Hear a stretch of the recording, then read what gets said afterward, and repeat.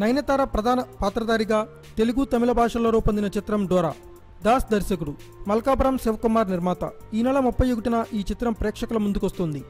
శనివారం హైదరాబాద్లో ఏర్పాటు చేసిన విలేకరుల సమావేశంలో నిర్మాత మాట్లాడుతూ, దెయ్యం కారును ఎందుకు ఆవహించింది, కారుతో దెయ్యం ఎలా పగదీర్చుకుంది, అసలు నయనతారకు దెయ్యానికి గల సంబంధం ఏంటి, ఈ ప్రశ్నలన్నిటికీ సమాధానం తెలుసుకోవాలంటే డోరా చిత్రం చూడాల్సిందే అని మల్కాపురం శివకుమార్ అన్నారు. ఇప్పటి వరకు వచ్చిన హర్రర్ చిత్రాల కన్నా డోరా డిఫరెంట్గా ఉంటుంది.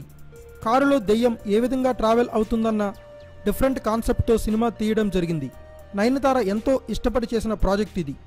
ఓ దెయ్యం కారుని ఆవహిస్తుంది. ఆ కారు ద్వారా ఆ దెయ్యం తన శత్రువు మీద ఎలా పగ తీర్చుకున్నది ఆసక్తికరం. ఆమె మంచి కథలను ఎంచుకుంటూ ముందుకు వెళుతోంది. చిన్నపిల్లలకు కనెక్ట్ అవుతుందని నయనతార కోరిక మేరకు టైటిల్ను డోరాగా నిర్ణయించాం. టీజర్కు మంచి రెస్పాన్స్ వచ్చింది. తెలుగులో ఈ చిత్రాన్ని 400 పైగా థియేటర్లలో రిలీజ్ చేస్తున్నాం.